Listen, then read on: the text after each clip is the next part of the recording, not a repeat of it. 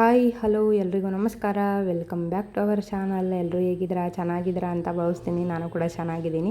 ಇವತ್ತಿನ ವಿಡಿಯೋ ಬೆಳಗ್ಗೆಯಿಂದನೇ ಶುರು ಮಾಡಿದ್ದೀನಿ. ಸ್ವಲ್ಪ ಕಣ್ಣು ಪೇಯ್ನು ಇವಾಗ ಕಡಿಮೆ ಆಗಿದೆ, ಹಾಗಾಗಿ ಸ್ವಲ್ಪ ಕಿಚನ್ ಕೆಲಸನ ಬೇಗನೆ ಶುರು ಮಾಡಿಕೊಂಡೆ. ಇವತ್ತು ಬ್ರೇಕ್ಫಾಸ್ಟಿಗೆ ಇಡ್ಲಿ ಮಾಡ್ಕೊಳ್ಳೋಣ ಅಂತ ರೆಡಿ ಮಾಡ್ಕೊತಾ ಇದ್ದೀನಿ. ಇಲ್ಲಿ ನಮ್ಮ ಕಡೆಯಲ್ಲಿ ಸಿಗೋ ಥರ ಸೊಸೈಟಿ ಅಕ್ಕಿ ಅಂತ ಏನು ಹೇಳ್ತೀವಿ, ರೇಷನ್ ಅಕ್ಕಿ ಆ ಥರದ್ದೆಲ್ಲ ಡಿಪೋ ಅಕ್ಕಿ ಸಿಗೋಲ್ಲ ಇಲ್ಲಿ. ಮಾಮೂಲಿ ಏನು ಬಾಸುಮತಿ ರೈಸ್ ಅಂತ ಹೇಳ್ತೀವಲ್ಲ ಅದೇ ಥರದ್ದು, ಮತ್ತು ಸೋನಾ ಮಸೂರಿ ರೈಸ್ ಥರನೇ ಸಿಗುತ್ತೆ. ಬಟ್ ಅದೂ ಕೂಡ ಬಾಸುಮತಿ ರೈಸ್ ಥರನೇ ಇರುತ್ತೆ. ಎಷ್ಟು ನೀರು ಹಾಕಿದ್ರೂ ಕೂಡ ಗಟ್ಟಿಗಲ್ಲೇ ಇರುತ್ತೆ, ಅನ್ನ ಚೆನ್ನಾಗಿ ಬರಲ್ಲ, ಮತ್ತು ಟೇಸ್ಟ್ ಕೂಡ ಅಷ್ಟು ಚೆನ್ನಾಗಿರಲ್ಲ.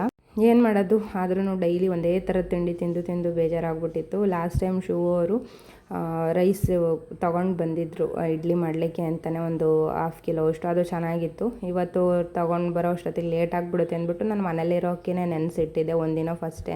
ಯಾವುದೇ ಪ್ಲ್ಯಾನ್ ಇಲ್ದಲೇ ಬಂದಿರೋದ್ರಿಂದ ನನಗೆ ಯಾವುದೇ ರೀತಿ ಮಸಾಲೆ ಐಟಮ್ಸ್ ಆಗಿರ್ಬೋದು ಅಥವಾ ಏನೂ ತರೋಕ್ಕೆ ಆಗಲಿಲ್ಲ. ನಾನು ಫಸ್ಟಿಗೆ ಅವ್ರನ್ನ ಕೇಳಿದೆ, ನನಗೆ ಏನೇನು ಬೇಕು ಅದೆಲ್ಲ ಪಾತ್ರೆಗಳಾಗಿರ್ಬೋದು ಅಥವಾ ರೇಷನ್ ಆಗಿರ್ಬೋದು ಸ್ವಲ್ಪ ಪೆಟ್ಟಿಗೆಲೆ ಎಲ್ಲ ಹಾಕಿ ಕಳಿಸ್ತೀನಿ ಅಂತ. ಅವರು ಸ್ವಲ್ಪ ಸ್ವಲ್ಪ ಮಾತ್ರ ಹಾಕು, ಇನ್ನೂ ಕನ್ಫರ್ಮ್ ಇಲ್ಲ ಹಂಗೆ ಹಿಂಗೆ ಅಂತ ಹೇಳಿದ್ರಲ್ಲ. ಸೊ ಹಾಗಾಗಿ ನಾನು ಜಾಸ್ತಿ ಪಾತ್ರೆನೂ ಹಾಕಲಿಲ್ಲ, 1-2 ಗ್ಲಾಸು 2 ಪ್ಲೇಟು ಈ ಥರದ್ದು ಹಾಕ್ಬಿಟ್ಟು ರೇಷನೆಲ್ಲ ಅಲ್ಲೇ ಇಟ್ಬಿಟ್ಟೆ. ಇವಾಗ ಅಲ್ಲಿ ಮನೇಲಿರೋ ರೇಷನೆಲ್ಲ ಪೂರ ಫ್ರಿಜ್ಜಲ್ಲಿ ಇಟ್ಬಿಟ್ಟು ಬಂದಿದ್ದೀನಿ. ಹೋಗೋ ಅಷ್ಟೊತ್ತಿಗೆ ಏನಾಗುತ್ತೋ ನನಗೆ ನಿಜವಾಗ್ಲೂ ಗೊತ್ತಿಲ್ಲ. ಫ್ರಿಜ್ ಆನ್ ಮಾಡಿ ಬಂದಿದ್ದೀನಿ, ಬಟ್ ಆದರೆ ನೋಡಬೇಕು ಹೋದಾಗ ಏನಾಗಿರುತ್ತೋ ಏನು ಅಂತ. ಸಿಟ್ಟೆಲ್ಲ ಅದನ್ನು ಬಾಕ್ಸಲ್ಲಿ ತುಂಬಿಟ್ಟಿದ್ದೀನಿ. ತುಂಬ ಇತ್ತು ರೇಷನ್ ಎಲ್ಲ.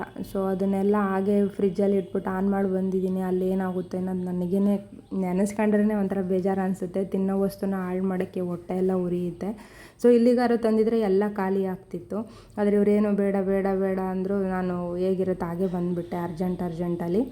ಸೊ ಒಂದು ಪುಳಿಯೋಗರೆ ಪ್ಯಾಕೆಟ್ ಇಲ್ಲ, ಒಂದು ಬಿಸಿಬೇಳೆಭಾತ್ ಪೌಡ್ರ್ ಇಲ್ಲ, ಅಥವಾ ಇಲ್ಲಿ ಮಾಡ್ಕೊಳ್ಳೋಣ ಅಂದರೆ ಅದಕ್ಕೆ ಬೇಕಾಗಿರೋ ಅಂಥ ಐಟಮ್ಸ್ ಎಲ್ಲಿ ಸಿಗೋಲ್ಲ. ಸೊ ಹಾಗಾಗಿ ಯಾವಾಗಾದರೂ ಬೇಜಾರಾದಾಗ ಈ ಥರ ಇಡ್ಲಿ ಮಾಡ್ಕೋಬೇಕು. ದೋಸೆ ಮಾಡ್ಕೊಳ್ಳಿಕ್ಕೂ ಅಷ್ಟು ಚೆನ್ನಾಗಿ ತವ ಏನೋ ತೊಗೊಂಬಂದಿಲ್ಲ, ಅಷ್ಟು ಚೆನ್ನಾಗಿ ಬರಲ್ಲ. ಸೊ ಏನು ಮಾಡೋಂಗಿಲ್ಲ, ಹೇಗೋ ತಳ್ಕೊಂಡು ಹೋಗ್ತಾಯಿದ್ದೀನಿ. ಆಲ್ರೆಡಿ ಪೋಸ್ಟಿಂಗ್ ಬಂದಿದೆ, ಇನ್ನೇನು ಬೇರೆ ಕಡೆ ಹೋಗೋದು ಬರುತ್ತೆ. ಸೊ ಇರೋದು ಸ್ವಲ್ಪ ದಿನಕ್ಕೆಲ್ಲ ಏನಕ್ಕೆ ರಿಸ್ಕ್ ಮಾಡ್ಕೊಳ್ಳೋದು ಅಂತ ಸೊ ಇರೋದ್ರಲ್ಲೇ ಹೇಗೋ ಮಾಡ್ಕೋತಾ ಇದ್ದೀನಿ. ಸ್ವಲ್ಪ ಹೊತ್ತಲ್ಲೇ ತಿಂಡಿ ಎಲ್ಲ ಮಾಡಿ ಮುಗಿಸಿ ಅವರಿಗೆ ಪ್ಯಾಕ್ ಮಾಡಿ ಕಳಿಸ್ದೆ. ಅವರೂ ಕೂಡ ಹೊರಟರು. ನಾನು ಸ್ವಲ್ಪ ಏರ್ ಪ್ಯಾಕ್ ಹಾಕ್ಕೊಂಡು ತುಂಬ ದಿನ ಆಗಿತ್ತು, ಹಾಗೆ ತಲೆಗೊಂದು ಏರ್ ಪ್ಯಾಕ್ ಹಾಕ್ಕೊಂಡೆ. ಕಣ್ಣು ಸ್ವಲ್ಪ ಹುಷಾರಾಗಿದೆ, ನೋಡಿರ್ಬೋದು ನೀವು. ಸ್ವಲ್ಪ ಬ್ಲ್ಯಾಕ್ ಆಗಿದೆ, ಸುತ್ತ ಬ್ಲ್ಯಾಕ್ ಬಂದುಬಿಟ್ಟಿದೆ. ಅದು ಹ್ಯಾಂಡಲ್ಲು ಬಂದು ಕಣ್ಣಿಗೆ ಟಚ್ ಆಯ್ತಲ್ಲ, ಅದು ಸ್ವಲ್ಪ ಜಾಸ್ತಿ ಪೇಯ್ನ್ ಬರುತ್ತೆ. ಅದು ಅಲ್ಲದೆ ಇಲ್ಲಿ ಮಳೆ ಬೇರೆ ಬರ್ತಾನೆ ಇರುತ್ತೆ, ಅದಕ್ಕೂ ಸ್ವಲ್ಪ ಚುಚ್ಚುದಂಗೆ ಆಗ್ತಾಯಿರುತ್ತೆ ಒಳಗಡೆ. ಅದನ್ನು ಬಿಟ್ಟರೆ ಇನ್ನೇನಿಲ್ಲ. ಕೈಯಲ್ಲಿ ಅಷ್ಟೇ ಸಣ್ಣ ಪುಟ್ಟ ಗಾಯ, ಪುಟ್ಟದ ಗಾಯ ಆಗಿದೆ, ತರಿಸ್ಕೊಂಡಿರೋ ಥರ. ನನ್ನದೇ ಮಿಸ್ಟೇಕು, ನಾನು ಇಳಿಲಿಕ್ಕೆ ಹೋದೆ. ಇಳಿದಲ್ಲೇ ನಾನು ಆರಾಮ್ಸೆ ಬೈಕ್ ಮೇಲೆ ಕೂತಿದ್ರೆ ಏನೂ ಆಗ್ತಿರಲಿಲ್ಲ. ಗಾಬರಿ ಕಿಳಿಗೆ ಅಂತ ಹೋದ್ನಲ್ಲ, ಅದು ಮುಂದೆ ಕಡೆಗೆ ಜಂಪ್ ಆಗಿ ಬಿದ್ದುಬಿಟ್ಟೆ.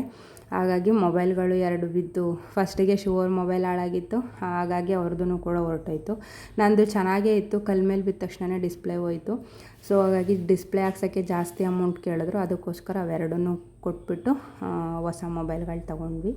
ಸೊ ಇವತ್ತು ಗುರುವಾರ, ಮನೆ ಓನರು ಮನೆ ಮುಂದೆಗಡೆ ಎಲ್ಲ ಕೆಲಸ ಮಾಡಿಸ್ತಾಯಿದ್ರು. ಸೊ ನಾನು ಅಷ್ಟರೊಳಗೆ ಎಲ್ಲ ಕೆಲಸ ಮುಗಿಸಿ ಫ್ರೆಶ್ ಅಪ್ ಆಗಿ, ಇನ್ನೂ ತಿಂಡಿ ಕೂಡ ಮಾಡಿರಲಿಲ್ಲ. ಸ್ವಲ್ಪ ರಾಯರು ಪೂಜೆ ಮಾಡೋ ಥರ ಎಲ್ಲ ನೀಟಾಗಿ ಎಲ್ಲ ಕ್ಲೀನ್ ಮಾಡಿಕೊಂಡು ಜಾಗನೆಲ್ಲ, ದೇವ್ರ ಪಾತ್ರನೆಲ್ಲ ತೊಳ್ಕೊಂಡು ಪೂಜೆಗೆ ರೆಡಿ ಮಾಡ್ಕೊಂಡಿದ್ದೀನಿ. ಸೊ ನೋಡ್ತಾ ಇರ್ಬೋದು ಎಷ್ಟು ಚೆನ್ನಾಗಿ ಕಾಣಿಸ್ತಾ ಇದ್ದಾರೆ ಅಂತ. ಹಾಗೆ ತುಪ್ಪದ ಬತ್ತಿ ತರಿಸಿದ್ದೆ, ಸೊ ಅದನ್ನು ಕೂಡ ಹಚ್ಚಿಟ್ಕೊಂಡಿದ್ದೀನಿ.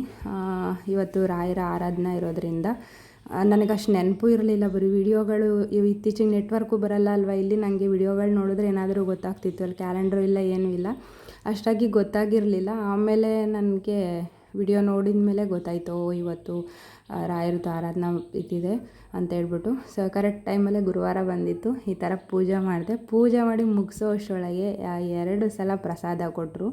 ತುಂಬ ಖುಷಿಯಾಯಿತು. ಈಗ 2 ತಿಂಗಳಾಗೋಗಿತ್ತು ನನಗೆ ಹೂ ಪ್ರಸಾದ ಸಿಕ್ಕಿರಲಿಲ್ಲ.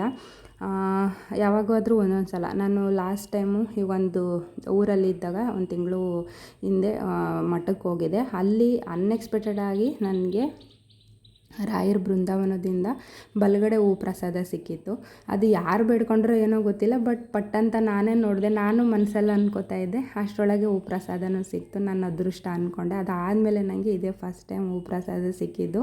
ಒಂಥರ ಖುಷಿ ಆಯಿತು. ಒಂದು ಸಲ ಹೂ ಪ್ರಸಾದ ಕೊಟ್ರೇ ಖುಷಿ ಆಗುತ್ತೆ, ಅಂಥದ್ರಲ್ಲಿ 2 ಸಲ ಹೂ ಪ್ರಸಾದ ಸಿಕ್ತು. ಇನ್ನೂ ತುಂಬ ಖುಷಿ ಆಯಿತು. ಪೂಜೆ ಎಲ್ಲ ಮಾಡಿ ಮುಗಿಸ್ದೆ. ಪೂಜೆ ಮಾಡಿ ಮುಗಿಸೋ ಅಷ್ಟರೊಳಗೆ ಟೈಮ್ ಆಲ್ರೆಡಿ 1 ಗಂಟೆ ಆಗಿತ್ತು. 1 ಗಂಟೆಗೆ ನಾನು ಊಟ ಮಾಡಲಿಕ್ಕೆ ಶುರು ಮಾಡಿಕೊಂಡೆ.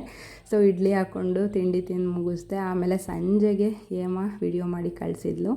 ಸೊ ಇದು ರಾಯರ ಬೆಂಗಳೂರಿಂದು ವಿಡಿಯೋ. ಇದು ಇವತ್ತಿನ ವೃಂದಾವನ ಅಲಂಕಾರ ಎಷ್ಟು ಚೆನ್ನಾಗಿ ಕಾಣಿಸ್ತಾ ಇದ್ದಾರೆ.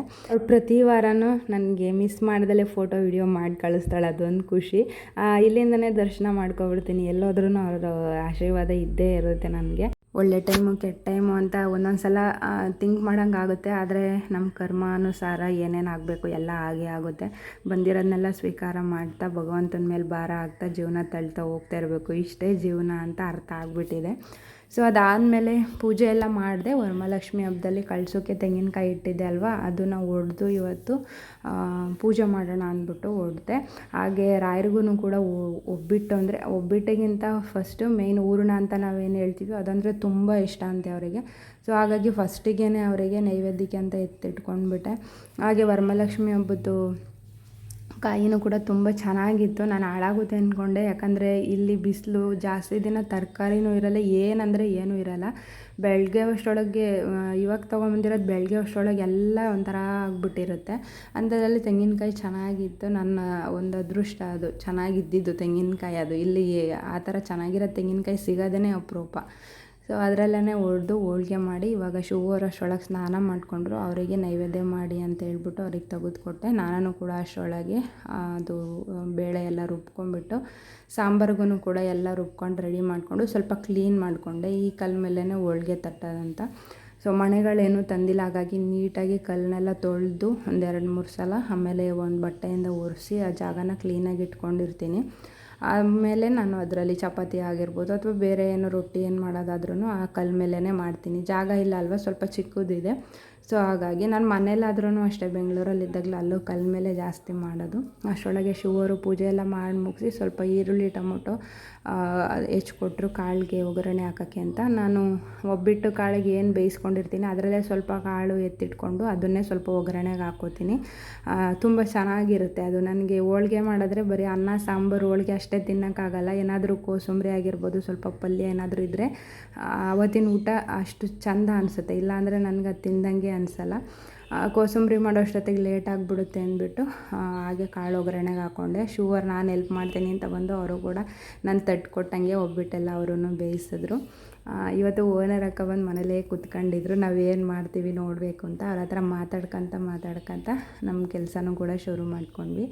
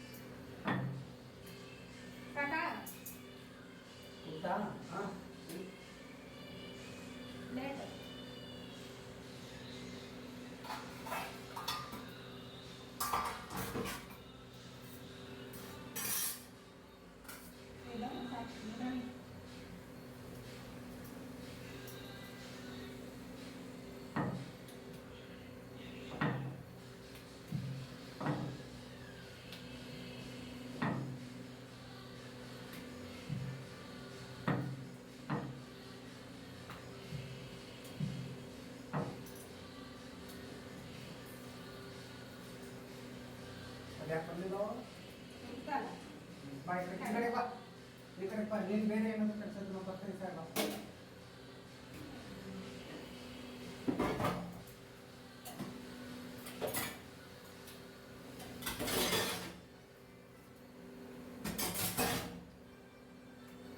ಸ್ವಲ್ಪ ಮೈದಾ ಹಿಟ್ಟು ಮಿಕ್ಕಿತ್ತು, ಅದಕ್ಕೇ ಶಿವರು ಪೂರಿ ಮಾಡ್ಕೊಳ್ಳೋಣ ಅಂತೇಳಿ ಪೂರಿ ಮಾಡ್ಕೊತಾ ಇದ್ದಾರೆ. ಅವ್ರಿಗೆ ಅದೇನೋ ಗೊತ್ತಿಲ್ಲ, ಒಬ್ಬಿಟ್ಟು ಸಾರು ಜೊತೆಲಿ ಈ ಥರ ಲಾಸ್ಟಲ್ಲಿ ಮೈದಾ ಹಿಟ್ಟು ಏನಾದರೂ ಮಿಕ್ಕಿದ್ರೆ ಈ ಥರ ಪೂರಿ ಮಾಡಿಕೊಂಡು ಕೊಟ್ಬಿಟ್ರೆ ತುಂಬ ಚೆನ್ನಾಗಿ ಇಷ್ಟಪಟ್ಟು ತಿಂತಾರೆ. ಸೊ ಹಾಗಾಗಿ ಒಂದು 4-5 ಪೂರಿ ಆಯಿತು ಮಾಡಿಕೊಂಡ್ರು. ನಾನು ಕೂಡ ಸ್ವಲ್ಪ ಬೇಯಿಸ್ತಿದ್ದೆ, ಅಷ್ಟರೊಳಗೆ ನಾನು ಬೇಯಿಸ್ತೀನಿ ಬಾ ಅಂತೇಳಿ ಅವ್ರು ಬಂದರು. ನಂಗೆ ಏನಾದರೂ ಕೆಲಸ ಮಾಡ್ಬೇಕಾದ್ರೆ ಮಧ್ಯದಲ್ಲಿ ಆ ಥರ ಬಂದು ಹೇಳ್ಬಿಟ್ರೆ ತುಂಬ ಕೋಪ ಬಂದುಬಿಡುತ್ತೆ. ನಾವು ಅಷ್ಟೊಂದು ಕೆಲಸ ಎಲ್ಲ ಮಾಡಿರ್ತೀವಿ, ಲಾಸ್ಟಲ್ಲಿ ಬಂದ್ಬಿಟ್ಟು ನಾವೇನು ಮಾಡೇ ಇಲ್ಲ ಅನ್ನೋ ಥರ ಹೇಳ್ತಾರಲ್ಲ, ಅವಾಗ ಎಷ್ಟು ಕೋಪ ಬಂದುಬಿಡುತ್ತೆ. ಆಮೇಲೆ ಏನೋ ಸ್ವಲ್ಪ ಹೆಲ್ಪ್ ಮಾಡಿದ್ರಲ್ಲ ಅಂತ ನನಗೂ ಸ್ವಲ್ಪ ಬೆಳಗ್ಗೆಯಿಂದ ಇವತ್ತು ಒಂಚೂರು ಕೆಲಸ ಜಾಸ್ತಿನೇ ಇತ್ತು, ಸ್ವಲ್ಪ ಸುಸ್ತಾದಂಗೆ ಆಗಿತ್ತು. ಅಷ್ಟರೊಳಗೆ ಸ್ವಲ್ಪ ಹೆಲ್ಪ್ ಮಾಡಿಕೊಟ್ರು ಏನೋ ಒಂಥರ ಖುಷಿ ಅನಿಸುತ್ತೆ. ಸೊ ಓನರ್ ಅಕ್ಕ ಅಲ್ಲೇ ಕೂತಿದ್ರು, ಅವ್ರ ಹತ್ರ ಮಾತಾಡ್ತಾ ಇದ್ವಿ. ಅವರು ಕೇಳ್ತಾಯಿದ್ರು, ನಿನ್ಗೆ ಈ ಸಲ ಸಿಲಿಂಡ್ರ್ ಎಷ್ಟು ದಿನ ಬರುತ್ತೆ ಅಂತ. ಯಾಕಂದರೆ ನಾನು ಬೆಳಗ್ಗೆ ತಿಂಡಿ ಮತ್ತು ಮಧ್ಯಾಹ್ನದ ಊಟ ಎರಡೂ ಒಟ್ಟಿಗೆ ಮಾಡ್ತೀನಿ ಬೆಳಗ್ಗೆ. ಯಾಕಂದರೆ ಮಧ್ಯಾಹ್ನದ ಊಟ ಶುಗರ್ ಕಟ್ಕೊಂಡು ಹೋಗ್ತಾರೆ, ಬೆಳಗ್ಗೆ ತಿಂಡಿನೂ ಕೂಡ ತಿಂದು ಹೋಗಲ್ಲ, ಅದನ್ನು ಕೂಡ ತಗೊಂಡು ಹೋಗ್ತಾರೆ. ಮತ್ತು ಸಂಜೆ ಅಡುಗೆ ಮಾಡ್ತೀನಿ. ಈ ಥರ ಏನಾದರೂ ಒಂದೊಂದು ಸ್ಪೆಷಲ್ ಮಾಡ್ತಾನೆ ಇರ್ತೀನಿ. ಹಾಗಾಗಿ ಈ ಸಲ ಎಷ್ಟು ಬರುತ್ತೆ ನಿಮಗೆ ಸಿಲಿಂಡ್ರ್ ಎಷ್ಟು ದಿನ ಬರುತ್ತೆ ಅಂತ ಕೇಳ್ತಾಯಿದ್ರು. ನಂಗೆ ಬೆಂಗಳೂರಲ್ಲಾಗಿದ್ದರೆ ನಾನು ಒಬ್ಬಳೇ ಇರ್ತಿದ್ದೆ, 3-4 ತಿಂಗಳು ಅಥವಾ 3 ತಿಂಗಳಂತೂ ಬರೋದು. ಕೆಲವೊಂದೊಂದು ಸಲ ಬಿಸಿನೀರೆಲ್ಲ ಕಾಯಿಸ್ಕೊತಿದ್ನಲ್ಲ, ಇತ್ತೀಚೆಗಂತೂ ಜಾಸ್ತಿ ಬಿಸಿನೀರು ಕುಡಿತಾ ಇದ್ದೆ. ಯಾವಾಗಲೂ ಬಿಸಿನೀರು ಕಾಯಿಸ್ಕೊಳ್ಳೋದು ಅದೆಲ್ಲ ಸ್ವಲ್ಪ ಜಾಸ್ತಿ ಇತ್ತಲ್ಲ, ಹಾಗಾಗಿ ಒಂದು 3 ತಿಂಗಳು ಬರೋದು. ಮೊದಲಾಗಿದ್ದರೆ ಒಂದು 4 ತಿಂಗಳು ಬರೋದು. ಅದೇ ನಾವು ಜೋಧ್ಪುರದಲ್ಲಿದ್ದಾಗ ಒಂದು 2.5 ತಿಂಗಳು ಬರೋದು. ನೋಡಬೇಕು ಇವಾಗ ಎಷ್ಟು ದಿನ ಬರುತ್ತೆ ಗೊತ್ತಿಲ್ಲ. ಆಲ್ರೆಡಿ 1 ಮಂತ್ ಆಗಕ್ಕೆ ಬಂದಿದೆ, ನೋಡೋಣ ಎಷ್ಟು ದಿನ ಬರುತ್ತೆ ಅಂತ. ಅವ್ರಿಗೂ 1.5 ಮಂತ್ ಅಷ್ಟೇ ಬರುತ್ತಂತೆ. ಸೊ ಅದನ್ನೇ ಮಾತಾಡ್ತಾ ನಮ್ಮದು ಅಡುಗೆ ಕೆಲಸ ಎಲ್ಲ ಮುಗಿಸಿ ಅವರಿಗೂ ಕೂಡ ಹೋಳ್ಗೆ ಹಾಕ್ಕೊಂಡು ಹೋಗಿ ಕೊಟ್ಬಿಟ್ಟು ಬಂದು ನಾವೂ ಕೂಡ ಊಟಕ್ಕೆ ಕೂತ್ಕೊಂಡ್ವಿ. ಊಟ ಎಲ್ಲ ಮಾಡಿ ಮುಗಿಸಿ ಮತ್ತೆ ಆರಾಮ್ಸೆ ನಿದ್ದೆ ಮಾಡಿದ್ವಿ. ಅದಾದಮೇಲೆ ಬೆಳಗ್ಗೆಯಿಂದ ವಿಡಿಯೋ ಕಂಟಿನ್ಯೂ ಮಾಡಿದೆ. ಸ್ವಲ್ಪ ಚಪಾತಿ, ಪಲ್ಯ, ಅನ್ನ, ಸಾಂಬಾರು, ಸ್ವಲ್ಪ ಹಲ್ವಾ ಮಾಡಿ ಶಿವರಿಗೆ ಕೊಟ್ಟೆ. ಅದಾದಮೇಲೆ ಮನೆ ಕೆಲಸ ಎಲ್ಲ ಮುಗಿಸಿ ನಾನು ಕೂಡ ಫ್ರೆಶ್ ಅಪ್ ಆಗಿ ನೆನ್ನೆ ಹೂವು ಎಲ್ಲ ತೆಗೆದು ಮತ್ತು ದೇವ್ರ ಪೂಜೆ ಮಾಡಿಕೊಂಡು ಪೂರ್ತಿ ಮನೆ ಕೆಲಸ ಮುಗಿಸ್ಕೊಂಡೆ. ಇವಾಗ ಬ್ರೇಕ್ಫಾಸ್ಟ್ ನಾನು ರೆಡಿ ಮಾಡ್ಕೊಂಡಿದ್ದೀನಿ. ಊಟ ಮಾಡಿಬಿಟ್ಟು ಸ್ವಲ್ಪ ಹೊತ್ತು ರೆಸ್ಟ್ ಮಾಡಿದ್ರೆ ನನ್ನ ಕೆಲಸ ಮುಗಿಯುತ್ತೆ. ಮತ್ತು ಮಾಮೂಲಿ ಇದ್ದಿದೆ ಅಡುಗೆ, ಊಟ, ತಿಂಡಿ, ಪಾತ್ರೆ ತೊಳೆಯೋದು ಇದು ಅನ್ನೋದು. ಸೊ ಇದಿಷ್ಟು ಇವತ್ತಿನ ನನ್ನ ದಿನಚರಿ ಆಗಿತ್ತು. ಹೇಗಿತ್ತು ನನ್ನ ವಿಡಿಯೋ ಕಮೆಂಟ್ ಮಾಡಿ. ವಿಡಿಯೋ ಇಷ್ಟ ಆದರೆ ಲೈಕ್ ಮಾಡಿ, ಶೇರ್ ಮಾಡಿ, ನನ್ನ ಚಾನಲ್ನ ಸಬ್ಸ್ಕ್ರೈಬ್ ಮಾಡಿ. Thank you for watching. Love you all.